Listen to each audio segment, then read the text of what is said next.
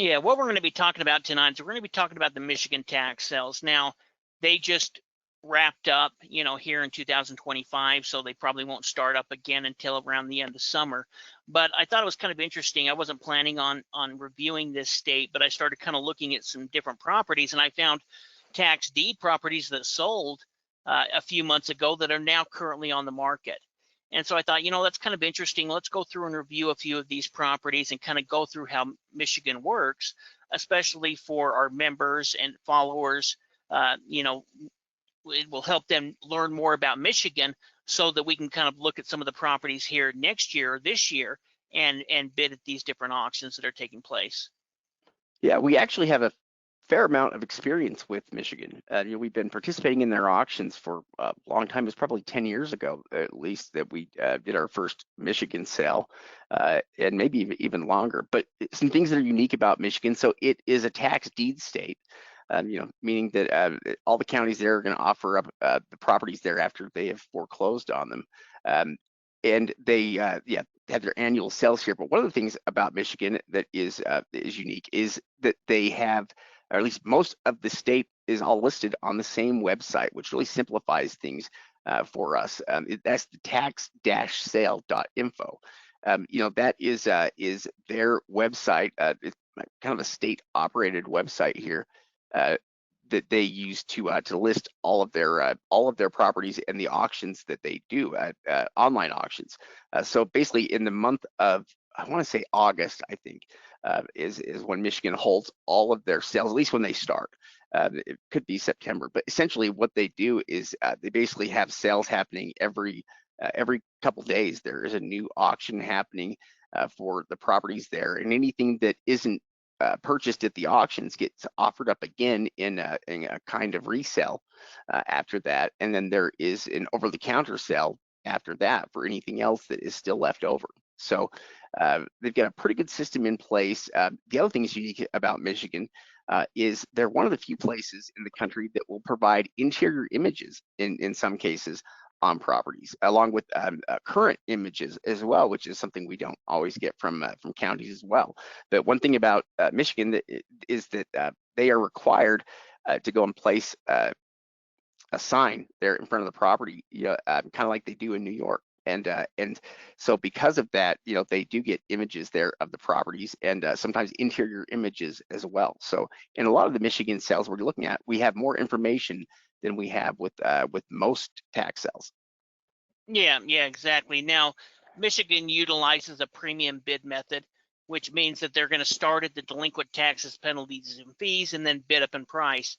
In fact, the auction that we're looking at now was called kind of their over-the-counter minimum offer sale. And so what they did is they took all of these properties that didn't sell during the normal tax sale, and then again during the resale, and they offer them up starting at $100. And so that's kind of what we're going to be looking at now, is going through and reviewing some of these properties. There we go. So like we talked about, this is the Michigan kind of over-the-counter re-offer. Their no reserve auction is actually what they call it. So all of the properties that went through the first auction and then went through their second re-offer auction, these are the properties that didn't sell. Now, that doesn't mean that all the properties are junk. There is going to be a lot of junk in this list, but it could be because the opening bid didn't make sense. The opening bid was just too high. Like, for example, if you had a $30,000 lot, but the opening bid was 25 grand, it probably is not going to sell. No one's going to want to buy property in a tax sale for close to market value price. And so there's a number of different reasons why these properties ended up in here. They may not have been offered up or had the right price to begin with, but you can see, some of these different properties sold for $200, $600. And the first one, I was kind of interested. I looked at some of these boat harbors shade before the auction. I was wondering if they could be worth, picking up for $100. I'm not sure what type of HOA fee, but you think that you could rent that out for, more than $100 a month. Yeah, well, certainly they're valued pretty high, and yeah, I think they probably are pretty good usable lots there. In fact, yeah, my only hesitation is I just don't know a lot about boat docks. But if I had any experience with boat docks, I think there's probably it's real estate market just like anywhere else, and people need a place to park their boats, and so yeah, I'm sure you can do pretty well with it. You know, it's just like lots, and you know, like vacant lots there that people build their houses on. You know, they vary. You have different lots here. Yeah, yeah, exactly. In fact, we're looking at some of these lots right here. I found it kind of interesting. You see this 108, 109, 110, and 111, and they all got purchased for $550. So there was probably somebody that put their reserve at $500, and the other investor put his at, let's say, 600 or whatever he had it, and so he won each one of these, or she won each one of these for $550. Now, one thing that we need to be worried about, or at least consider when we're looking at HO properties, is what is the HOA, the POA fee. Sometimes it can totally be worth it to buy these type of properties. They could be in great areas, but it also could be a situation where the POA is so high, it's not going to make any sense to buy property there. Yeah. In fact, I love lots like these. There are actually a lot of really nice lots in this sale, and some of these may have ended up because they had higher opening bid amounts that didn't make as much sense. We actually found a lot of lots like this, though, nice building lots that were in areas with construction that was taking place, places where you can see other homes around that are nice and that have been built on the property. In fact, we love building lots like that. Really, you can do really well with building lots like these. Yeah, so we can see the county values at around $6,000 or so as far as what they think the assessed value is on the property. As we looked here, the property's kind of located right here in this area. And then there's also some properties over here in this area as well that are included on that list. And so what we're going to do is we're going to go ahead and look up this property on Redfin real quick. And one thing I kind of found interesting is these properties right here, this 12.9, that's the one right here. This is the one that essentially got picked up in the tax sale. And then these other ones are these $25,000 and $20,000 ones here. So, if we were to come in here and filter this out just to land, you can see that the person that bought these properties, essentially is relisting them for sale now. The cheapest one at 12.9, and some of the other ones at 2,500.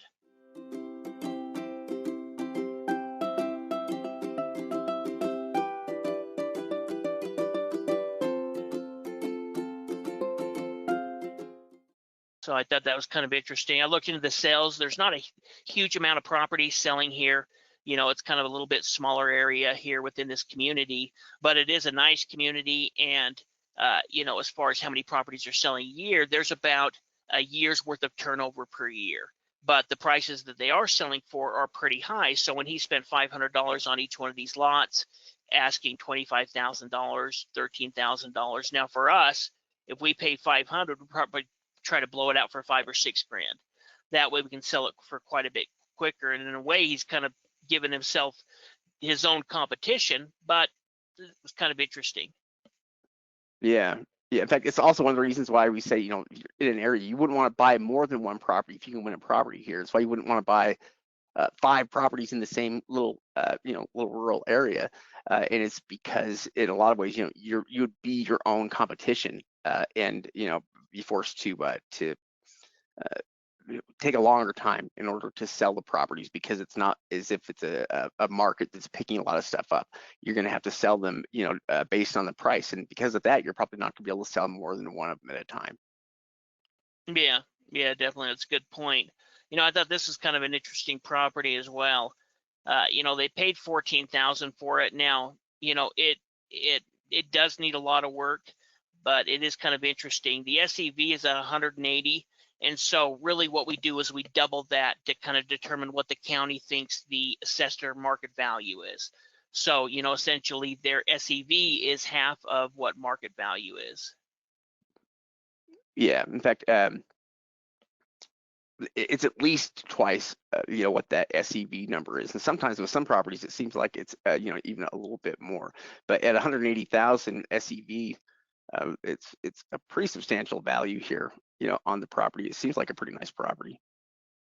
Yeah. you know, it does need a lot of work, and we'll look at it here in a second. It's actually currently on the market, but you know, you can see the sign that they put in the property there.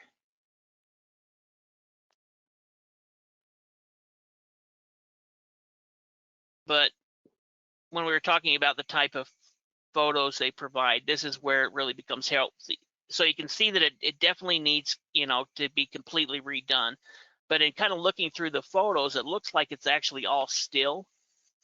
You know, like the whole framing of it is a still framed building, but it is quite large.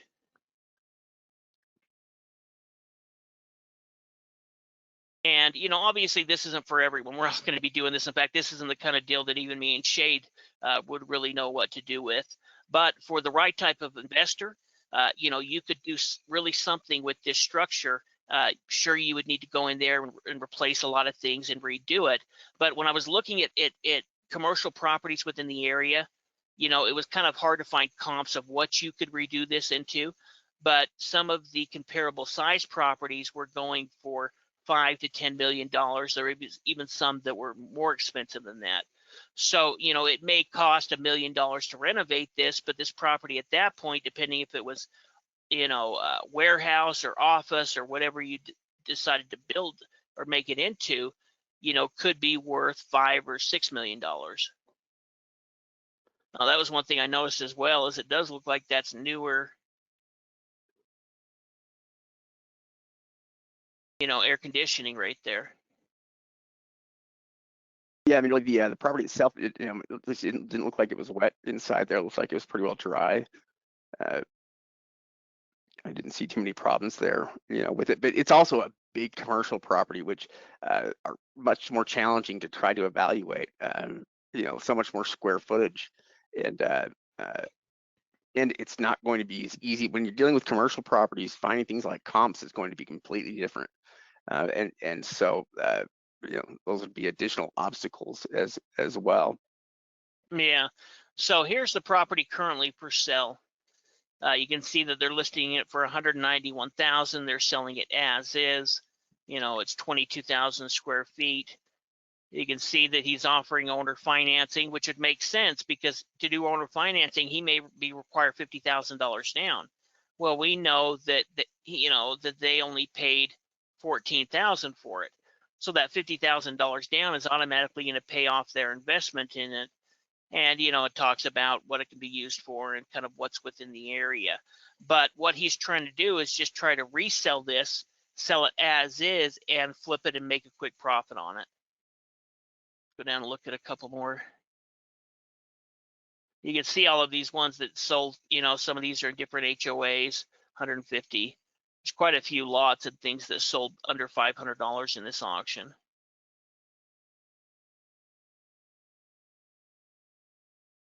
Yeah, you can see selling for properties that are sold for $100.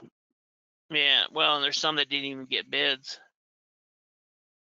Now I forgot which one I was looking at. 70, 80. It was quite a big sale. You know, I was trying to kind of pick out some of the properties that had listed and then resold so we can kind of see what investors are doing with them. Oh, this was a property right here. That was kind of interesting because they're trying to resell this now. Now, one thing, you know, for me and Shade, we probably wouldn't even have bid on this property unless we, you know, knew that they only had a smaller size because it's only 0.09 of an acre. You can see that it's, you know, valued at about, 10 grand or so. And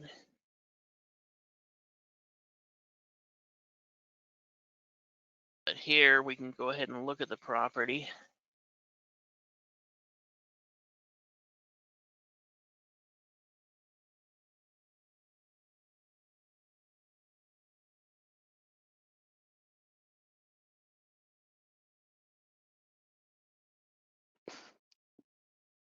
And you can see that they've currently got it for sale for 12 grand.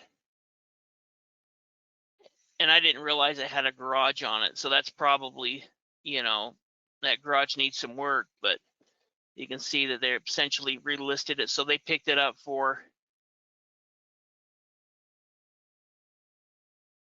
what was it, 650? and ended up turning around and they're listing it for 12 grand. And they probably got the deed. I think this was the November auction, so they probably got the deed, you know, a couple months. It's probably been on the market for a couple months. You know, they're really trying to get pretty high prices for it. For us, we'd rather drop that price down and get rid of it quicker if we could. Go down. There's a and lot look of properties. at, yeah, You know, it's you know, such a big list.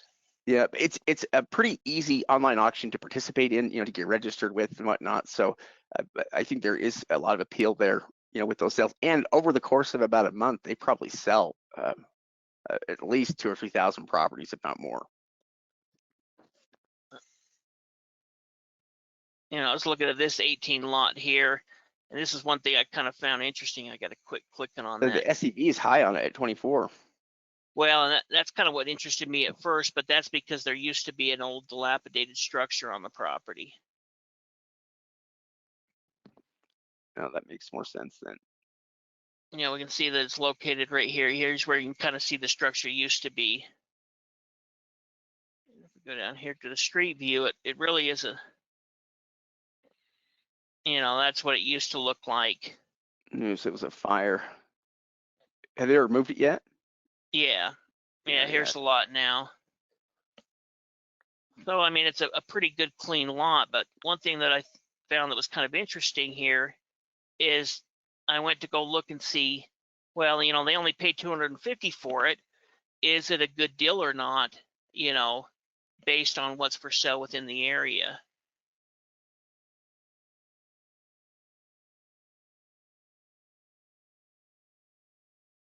And so what we'll do is we'll go here and we'll just look at the land that is for sale. And then we're going to go to the low to high. Now, one thing that concerned me when I first looked at this is I saw all of these $2,000 lots for sale, you know, but then as I started looking into them, I realized that all of these are land bank lots. So these are all being offered through the city land bank system, and they require you to essentially have a total plan in place. You need to provide the funding or have the finances. You know, they provide you to, they'll sell it to you for $2,000, but you're going to have all of these responsibilities to build on it within the next 12 months and have financing to do so. So in a way, these really aren't our competition because of the fact that you couldn't just buy that lot and sit on the lot for 5 years. If you bought that lot, you'd have to build on it immediately. And so as we go through here, you know, the first lot that's not within the land bank, you know, starts at 30 grand. This lot here, which is actually kind of similar to our lot, is a land bank property, and they're starting at 50.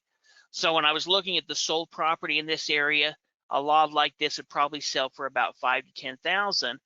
You know, usually would be nervous about all of these land bank properties, but the fact that this really isn't our competition, you know, he probably would do pretty well for picking that up for $250.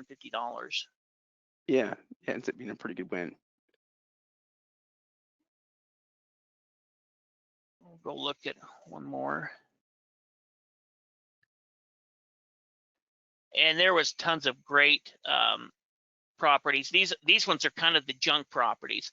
So I thought it was kind of interesting to go through it. There were some really good properties that did sell in the regular auction. For 70, 80. Okay. So this property here as well, we can see that they picked it up for 10,000, and they're actually going through the process of selling it as is right now as well.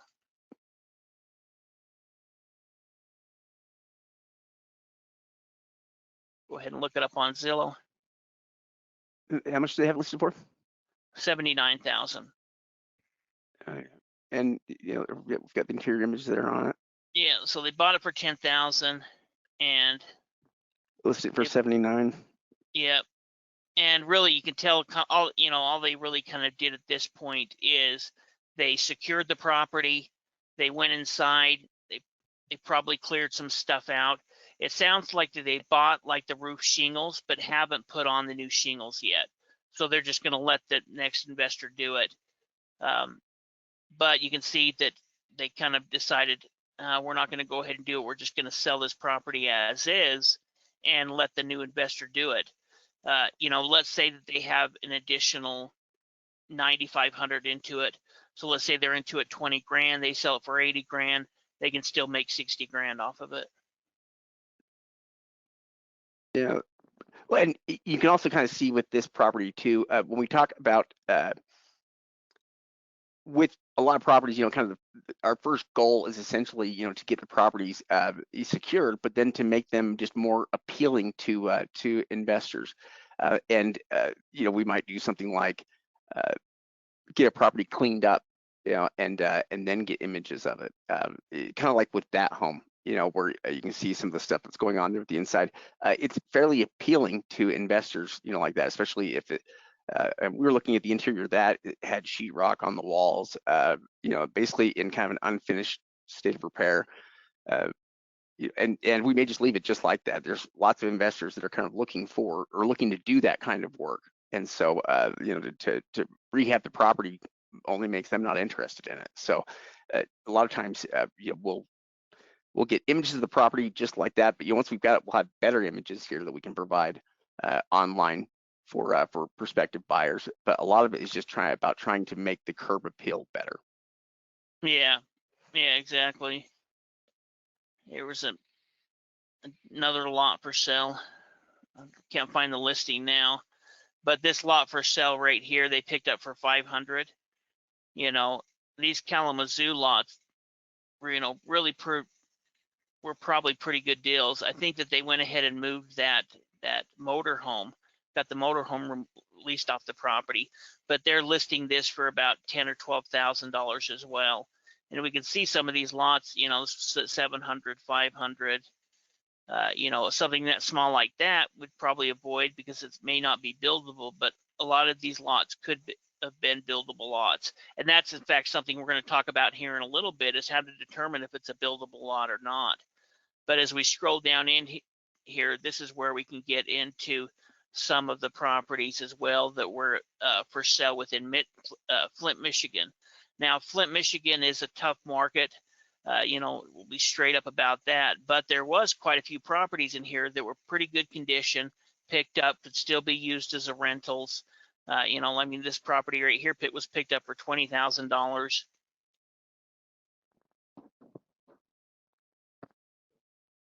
That's a good buy. Yeah. SEV of 48,000 on it. It's probably worth 100,000 or so, and so to pick it up at that price is pretty good. Yeah, well, and when I was trying to look at some of the comps there, I don't think that's the right place. Click on their map view.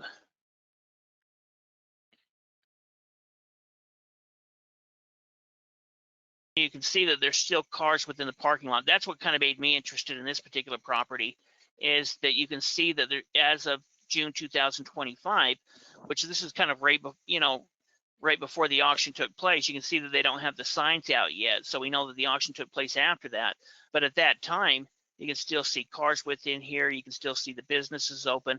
And I think that there could be, businesses here on the bottom. I'm not sure if those are businesses up top or, apartments, but there's a communication place. It looks like that there could be some other stuff within here.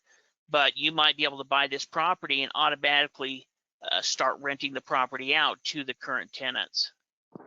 What's appealing about it is that it does look like it's a dual use property, in that it has both residential and commercial, properties within it, which is nice because again, it's just unique. There's not too many properties like that. Yeah, here's a little teeny house that sold for $2,300. You can see this property sold for $3,100. And so when you're talking about $2,100, even if you could just, that's a tiny little place, but could you rent it out for $500 a month?